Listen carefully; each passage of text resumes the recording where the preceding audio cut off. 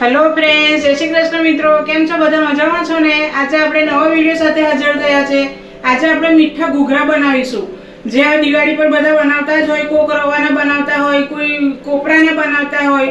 હું કોપરાને માવાના બનાવું છું। તો હું તમને આજે એની રીત બતાવવા અને એનો વિડિયો શેર કરવા માટે હું તમને આજે બતાવી રહી છું। તો હું પહેલા ઇન્ગ્રેડિયન્ટ્સ બતાવી દઉં તમને। જો આમાં મેં 100 ગ્રામ એટલે એક મોટી વાટી હતી સૂકા કોપરાના નળિયેરની વાટી હતી, સૂકું કોપરું એની એક વાટી હતી તે મેં છીણી લીધી છે। 100 ગ્રામ હતું અને આ એનું છીણ છે। તૈયાર કોપરાનું છીણ નથી, મેં વાટી છીણીને લીધી છે। હું હંમેશા જ્યારે બી ઘૂઘરા ભરું છું ત્યારે વાટીના જ ભરું છું, હું તૈયાર છીણ નથી વાપરતી। એમાં 100 ગ્રામ માવો છે, પછી 100 ગ્રામ દળેલી ખાંડ છે, 2-3 ચમચી કાજુ બદામની કતરણ છે, 2 ચમચી દ્રાક્ષ છે, 1 ચમચી ખસખસ છે, 1 ચમચી ઇલાયચી પાવડર છે, અડધું નંગ 1 ચમચી ચારોળી છે અને અડધું નંગ જાયફળ છે। તેલ છે મોણ મૂકવા માટે અને પાણી છે લોટ બાંધવા માટે। તમે દૂધથી પણ લોટ બાંધી શકો। અને આમાં મેં 200 ગ્રામ જેટલો મેદો લીધો છે। જો આ ગેસ ચાલુ કરીને આપણે પેન મૂકી દીધું છે ગેસ પર। હવે એને ધીમા તાપે આપણે પહેલાં માવો શેકી લેવાનો છે। માવો હંમેશા શેકીને જ વાપરવાનો। તમે કોઈ બી મીઠાઈ બનાવો, માવો હંમેશા શેકીને જ વાપરવાનો, તો એ વસ્તુ લાંબો ટાઈમ સરસ રહે છે। જો આપણે બધો માવો શેકી કાઢીએ અને એકદમ સરસ એક રસ થઈ જશે। જો આપણો માવો શેકાઈ ગયો છે અને સરસ એક રસ થઈ ગયો છે, હવે આપણે એને કાઢી લઈએ। ગેસ ધીમો કરી દઈએ અને હવે એને આપણે કાઢી લઈએ।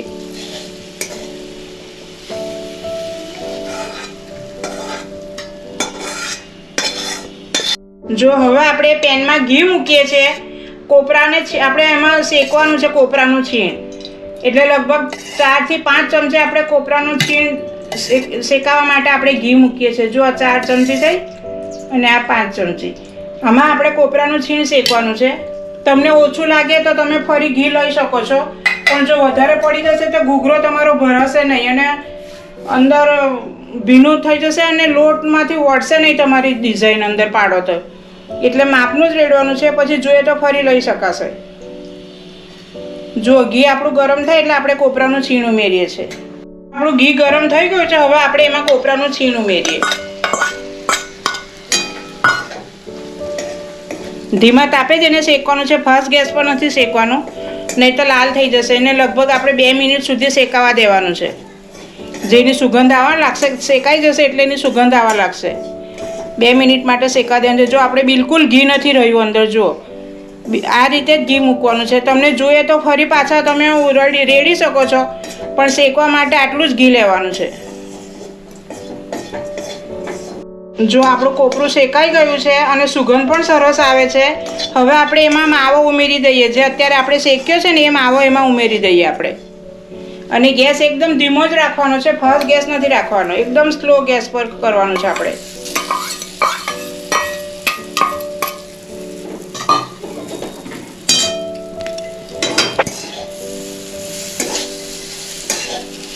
જો હવે એને આપણે બરાબર મિક્સ થઈ જાય માવો ત્યાં સુધી એને આપણે મિક્સ કરી લઈએ। બધું મિક્સ થઈ જાય ત્યાં સુધી એને હલાવી લઈએ આપણે। ગેસ હવે બંધ કરી દઈએ છીએ આપણે।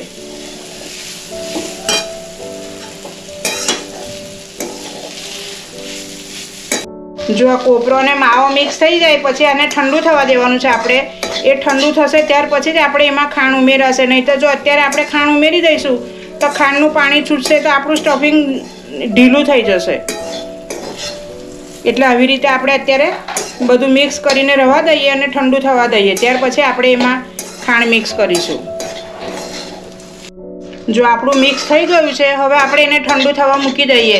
ઠંડુ પડે ત્યાર પછી આપણે આગળની પ્રોસિજર કરીશું। જો આપણો મેંદાનો લોટ આપણે લીધો છે, હવે મિશ્રણ આપણું ઠંડુ પડે ત્યાં સુધી આપણે એનો પૂરીનો લોટ બાંધી લઈએ। મેંદાની પૂરી બનાવવા માટે એમાં આપણે મોણ મૂકવાનું છે અને મોણ મુઠ્ઠી પડતું રાખવાનું છે, ઓછું નથી મૂકવાનું। અને પરોઠા જેવો લોટ બાંધવાનો છે, ઢીલો પણ નહીં અને કઠણ પણ નહીં, એવી રીતે આપણે એનો લોટ બાંધવાનો છે। અને માણ પણ એનો વ્યવસ્થિત મૂકવાનો છે, જેનાથી ઘૂઘરો ક્રિસ્પી અને ખૂબ બહારથી ક્રિસ્પી અને અંદરથી એકદમ સોફ્ટ લાગશે। જો આ રીતે મુઠ્ઠી પડતું માણ મૂકવાનું છે। જુઓ આવી રીતે જુઓ છે ને, આ રીતે આપણે એનો અંદર મોણ મૂકવાનું છે અને પછી એનો લોટ બાંધવાનો છે.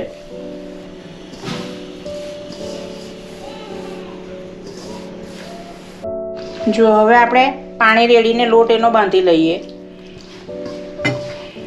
એનો પરોઠા જેવો લોટ બાંધવાનો છે. આપણે જે ભાખરી પૂરીનો બાંધીએ છીએ ને એ રીતે લોટ એનો બાંધવાનો છે. ઢીલો પણ નથી કરવાનો કે કઠણ પણ નથી રાખવાનો. એ રીતે એનો લોટ બાંધવાનો છે. આપણે લગભગ અડધો કપ જેટલું પાણી જશે આપણે આટલા લોટમાં. અડધો કપ પાણી તો ઇનફ છે. એટલા પાણીથી આપણો લોટ સરસ બંધાઈ જશે. જો આપણો લોટ બંધાઈ ગયો છે. હવે આપણે તેલ રેડીને એને કેળવી લઈએ લોટને.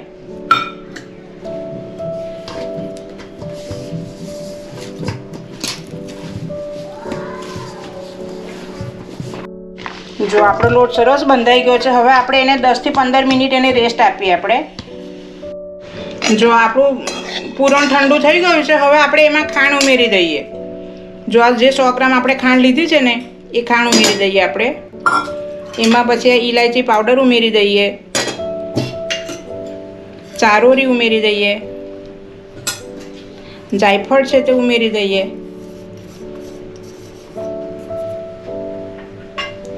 જો ખસખસ છે તે ઉમેરી દઈએ આપણે, કાજુ બદામની કતરણ છે તે ઉમેરી દઈએ અને આ દ્રાક્ષ પણ ઉમેરી દઈએ આપણે. જો બધું હવે મિક્સ કરી લઈએ આપણે. જો આપણું ખાંડ ને બધું મિક્સ થઈ ગયું છે. થોડું ઘી ઓછું લાગે છે તો આપણે ઘી ઉમેરી દઈએ થોડું.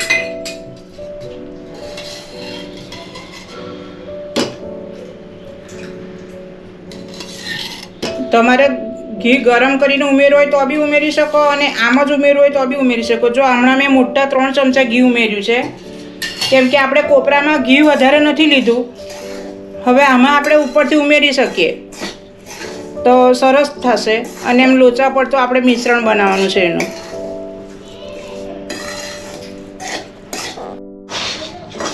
જો હવે આ મિશ્રણ આપણે હાથથી બધું મિક્સ કરી લેવાનું છે જેથી ઘી, કોપરું, માવો બધું સરસ એકરસ થઈ જાય. જો આપણું બધું મિક્સ સરસ થઈ ગયું છે. હવે આપણે એને કાઢી લઈએ બાઉલમાં. જો આપણે હવે આ લોટમાંથી લુવા બનાવી લઈએ અને એની પૂરી વણીને પૂરણ ભરીને આપણે ઘૂઘરો તૈયાર કરી દઈએ. કેવી રીતે એની કાંગરી પાડવાની, એની ડિઝાઇન કેવી રીતે પાડવાની એ પણ હું તમને બતાવીશ. જો હવે આપણે પૂરી વણી લઈએ અને ઘૂઘરો ભરી લઈએ.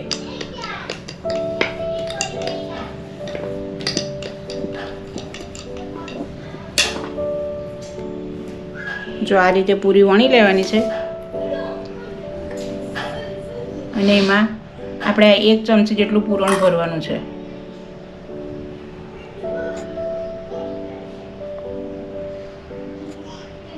અને બરાબર અંદર ફીટ ભરવાનું છે પૂરણ. ખુલ્લું થોડીક અંદર ખોલ પડે એવું નથી રાખવાનું.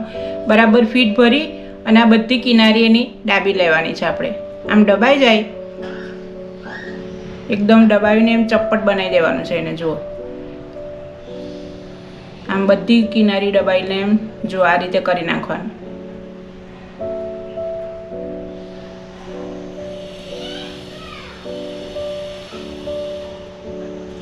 જો આને આ ઘૂઘરાને કહેવાય સિંગોડું. આને સિંગોડું કહેવાય. આપણે સિંગોડું ભર્યું છે. જો પછી આવી રીતે એની ડિઝાઇન બનાવવાની છે આપણે.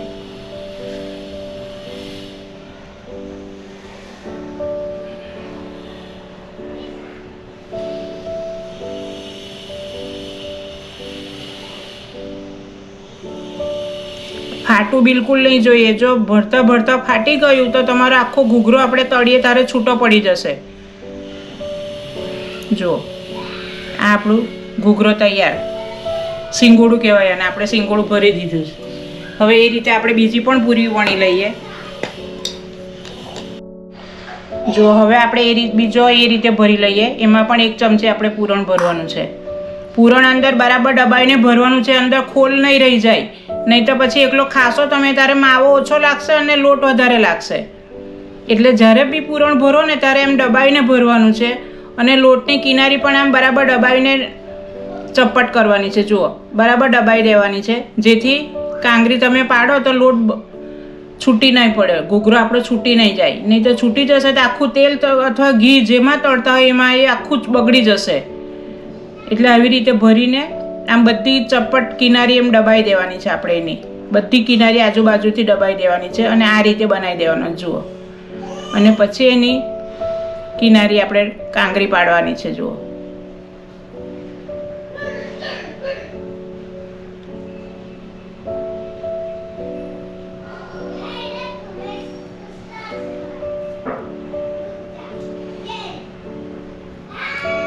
જો આપણો ઘૂઘરો તૈયાર. જો આગળ પાછળ કમ્પ્લીટ છે. જો સેટ પણ આપણો ફાટ્યો નથી ઘૂઘરો.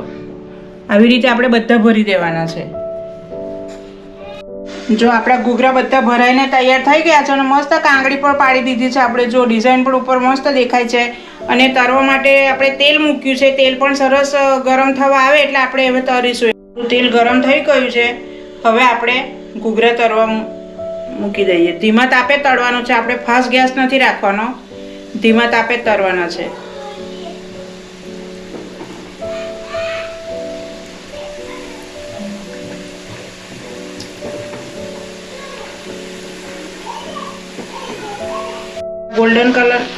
ગોલ્ડન કલરના આપણા તળાઈ જાય ત્યાં સુધી આપણે એને ધીમા તાપે તળવાનું છે. આપણા ગોલ્ડન કલરના થઈ ગયા છે. હવે આપણે એને કાઢી લઈએ બહાર.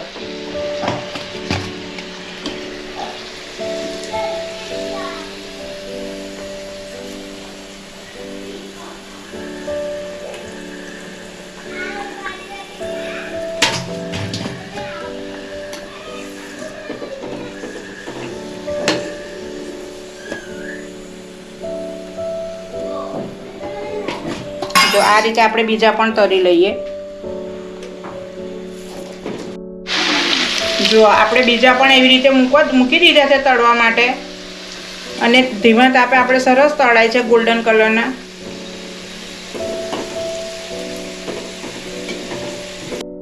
જો આપણા ઘૂઘરા તળાઈને તૈયાર થઈ ગયા છે. હવે આપણે એને સર્વ કરી લઈએ. ગરમ ગરમ ઘૂઘરા છે, મસ્ત બન્યા છે.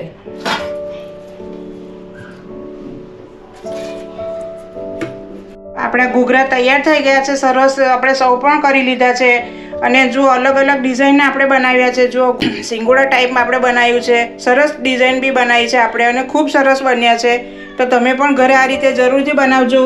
ખૂબ ટેસ્ટી બન્યા છે અને ખૂબ સરસ લાગે છે અને ખૂબ ઓછા ટાઈમમાં ફટાફટ સ્પીડમાં આપણે બનાવી દીધા છે તો સરસ બની ગયા છે. તો તમે પણ ઘરે એ રીતે જરૂરથી બનાવજો. લાઈક કરજો, કમેન્ટ કરજો, સબસ્ક્રાઈબ પણ કરજો, કમેન્ટ બોક્સમાં લખી જણાવજો, વિડીયો આપણો શેર પણ કરજો. તો આપણે હવે નવા વિડીયોમાં મળીશું મિત્રો. બાય, જય શ્રી કૃષ્ણ.